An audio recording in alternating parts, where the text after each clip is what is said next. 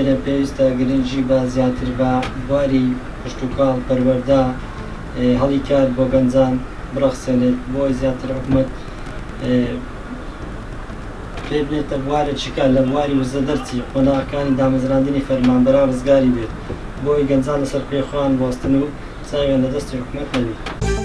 بەڕاستی گەنجەکانمان ئێستا زۆربەی بێکارن لە نیشتیمان تا بڵێ ڕادەی ئەوەی پێ بڵێم کە بێزارن لە نیشتیمان چەند سەبەبێکە هەڵیکاریان نییە ژیانی گوزەرانیان باش نییە بەڕاستی ئەو کێشانە زۆرە پێویستە هەڵیکار بۆ گەنجان داوی ئەوش چۆن ئەو کەرتە تایبەتەکان بەڕاستی پێویستە یاسایەک دابدرێ هەر کەرتی تایبەت پێویستە 150 زیاتریش بێ کە کوردی خۆمانە بێت نەکەوە بیانیەک بە پارەیەکی کەمتر ئیشی تێدا بکەم بەڕاستی دەبی پارەیەکی واش کە موچەیەکی وا ماگانە بدرێتە گەنج کە ژیانی خۆی جوانی بەڕێ بکە بە دڵخۆشی بەڕێ بکات.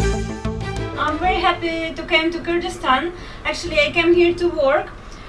So now I staying like around 1 year in here, and I love so much the people.